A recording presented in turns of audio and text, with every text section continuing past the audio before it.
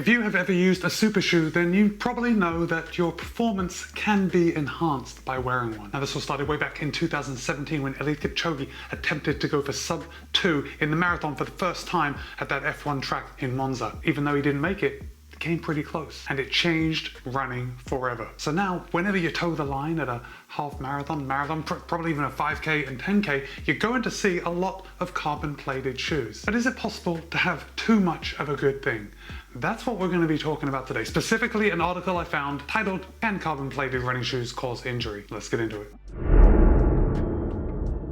My friends, this is also the weekly running and training vlog where the main purpose of this video is for you to tell me about your week of running. I want to hear about your successes, and I definitely want to hear about those setbacks. So go ahead and drop a comment and let me know how your week went. But let's get into carbon plated goodness. And first things first, because I get to test a lot of running shoes, I do find myself running in carbon plated shoes probably more than what is ideal. Before I started the YouTube channel, I would only use carbon plated shoes on race day. Like, I didn't even want to take them out to train in it. I wanted to keep it as like my little secret weapon. But that's also not a good thing. Oh, and of course, I will link to the article that I'm using to talk to you guys about. And within that article, there are links to the studies that I'm going to talk about. Basically, all carbon plated shoes are very similar. It's a mix of a Pebax foam with a carbon plate sandwiched in between. Now in this article, we don't get into nylon plated shoes, but I would imagine that the results of nylon plated shoes and carbon plated shoes are very similar, at least from a health perspective. Maybe not as much, but we're not going to be talking about it. We're only talking about carbon plated shoes in this case. So the great thing about Pebax is that it is a very advanced foam. There is a lot of energy return that comes from this foam.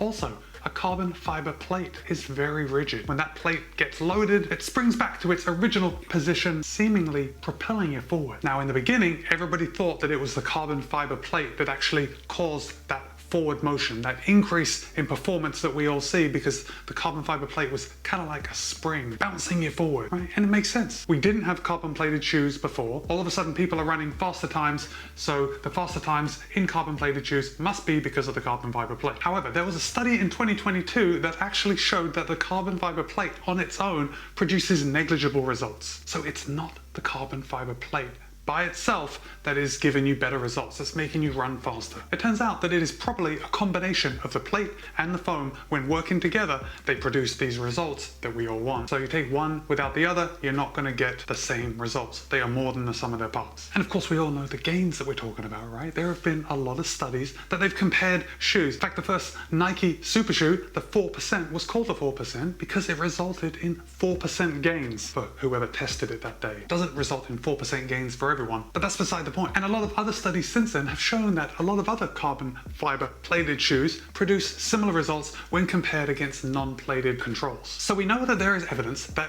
these shoes, these carbon plated super shoes, cause people to run faster, right? That's old news at this point. But according to this article in Life Science, there's a growing concern that athletes that just use carbon plated shoes are at a higher risk of injury. So this is where I want to hear from you. Does this seem obvious to you? When I'm talking about it, yes, it seems obvious that if you use the same type of running shoe day in and day out, you're probably more likely to get injured just because of the repetitiveness of running and repetitiveness of running in possibly the same pair of shoes. And then of course we've got all the anecdotal information that you hear from people like me, shoe reviewers, and of course everyone that uses these shoes. Because these carbon bladed super shoes have such a high stack height, they are inherently unstable. This is incredibly unstable when going around corners. So obviously if you're running in an unstable shoe, you are likely going to be a bit wobbly. And with tens of thousands of runners running in these shoes, the chance of quite a few of these runners getting injured is fairly high. Now, of course, not all of these carbon plated shoes are equally unstable, and I'm sure there are people out there that find the X-S10 2 incredibly stable. I haven't actually met one of them or heard from one of them,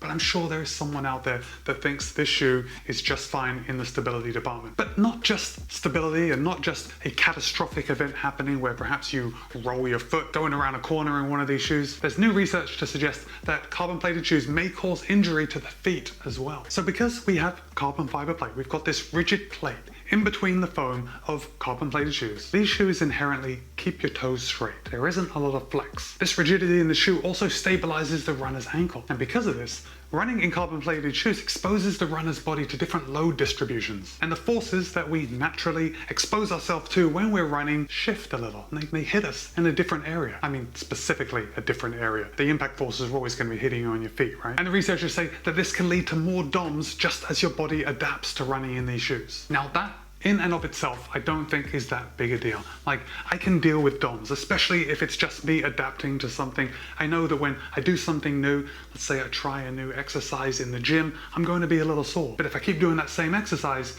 I am not going to be a sore. So I don't think the exposure to DOMs is a particularly good argument for not running in carbon-plated shoes all the time. There's also a researcher out of New Zealand that said that carbon-plated shoes are more likely going to expose runners to hip and back pain, as well as the ankle pain from having that higher stack height and the instability that comes with it. Now, we always talk about overuse injuries when it comes to running, but what about underuse injuries? So there was a study in the Journal of Sports Medicine that found that runners, when they used carbon-plated running shoes, they had less ankle extensor movement, and the metatarsal phalangeal joint did less work. And if your ankle extensor isn't moving as much, or your joints aren't doing as much work, they're going to atrophy. And if they atrophy and then you start using them again, you're probably going to get injured. Okay, hold on. One more example of carbon-plated shoes and how bad, how insidious they really are. There was a study published this year, 2023, in Sports Medicine that examined 5 case studies of elite athletes that wore carbon-plated shoes, and they picked up navicular injuries. And by injuries, I mean stress injuries, like stress fractures in the navicular. And some of you are Googling, where is the navicular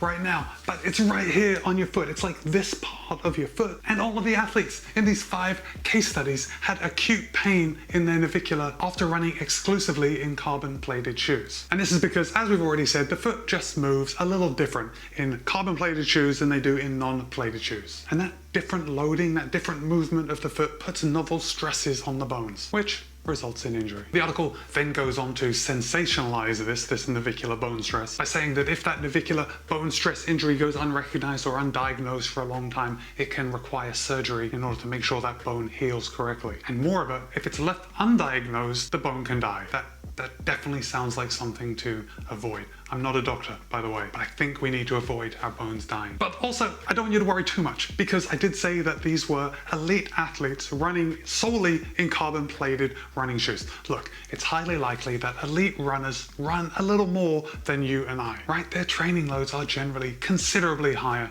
than the average person. So we do have to take that with just a pinch of salt, and I don't want you losing sleep over that your navicular bone is going to die if you run in carbon-plated shoes. It's probably not. Hey, and also it's important to know that in past studies, 64 to 70% of navicular bone injuries have occurred in track and field athletes. So you and I, we are long distance runners for the most part, right?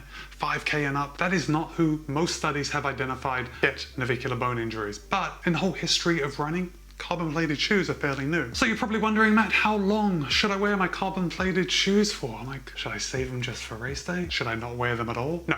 Look, there is a place. There is a place for carbon-plated shoes, and the article suggests that you transition slowly, which makes sense. If we're going to do something new, it's probably best to ease into it. That way you gradually get stronger, you gradually get used to it, but you also tie in a lot of other shoes, so you're not solely relying on carbon-plated shoes. Hey, I don't know how many of you out there have gone and run a lot in a zero-drop shoe after running in a high-drop shoe for a while. If you just run too much in a zero-drop shoe, that training is going to come back and bite you. But most of us know that we can't do that, so we ease into it. And it's the same thing with carbon-plated shoes. Don't run too much in them, don't run too little in them, and ease into it. I know I'm not telling you anything you don't already know. Well, I had a pretty good week of running, and I am just going to get these shoes off my desk while I tell you about my week of running, because it started off on Monday. I had a pretty good day on Monday. I went down to the Ringling Bridge and I just ran back and forth over the bridge. Now that isn't something that I would usually do on a Monday, but I am training for Boston, and Boston is a pretty hilly course compared with what I usually run around here. So I'm very lucky to have the bridge, and I had a pretty good workout. Then on Tuesday, I actually had my planned workout. It was intervals, and because I'm getting towards the end of this training block, the intervals are becoming a little longer. And this week I knocked out a total of 10 miles, but I did 2 miles to warm up. Then I did 3 2-mile blocks with half a mile recovery in between, and then I cooled down for 1 mile at the end. I think I overcooked it on those intervals. The plan I was following said to run about 10 seconds faster than marathon pace, and I was going a bit faster than 10 seconds faster than marathon pace. But whatever, it's in the bag. Wednesday was my day off this week, and I was happy to take this day off, which I find I usually am. I do look forward to my days off. Thursday was my second workout of the week. I did 8.6 miles total, which was made up of 1 mile to warm up, then 7.1 miles at tempo pace, and then I cooled down for half a mile. Friday was an easy day, 7.1 miles, but the best thing is that I met up with my buddy Gavin. Gavin came all the way from Belfast just to run with me. He also brought along his entire family with him on the trip to Florida, and they're going to spend an additional 2 weeks here. But we both know that he came all this way to run for an hour with me, right? Anyway, we had a great time. Then on Saturday, I went out and knocked out 10 miles on the trail, testing out a new trail shoe. It turned out to be quite good. But that was more of a workout than I thought I was going to get that day. There was a lot of ups and downs at the celery fields, and I did finish at 10 miles feeling quite tired. And then I wrapped up the week on Sunday, knocking out 13.2 miles. I went down to meet the club, but I didn't really run with anyone for the entire run. I just ended up running back and forth on the Ringling Bridge. Now, a lot of other runners in the club that are going to Boston in a couple of weeks, they were also going back and forth over the bridge, but we were all running at our own pace, which brought my week's total to 63.1 miles, which is about 101.6 kilometers. So all in all, pretty good week. Look, I'm very excited now to just cut my mileage, to enter the taper and just recover.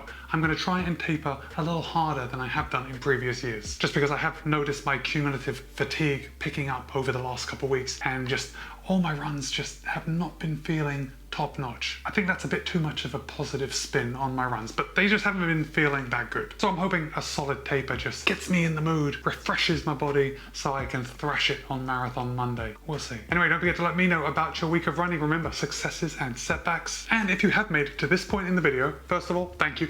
Second of all, why don't you put that yawning emoji? Put that in the comments, because I have been pretty tired recently, and that's why I'm looking forward to this taper. All right, that's it for now. Be kind, be happy, run well. See you in a couple of days.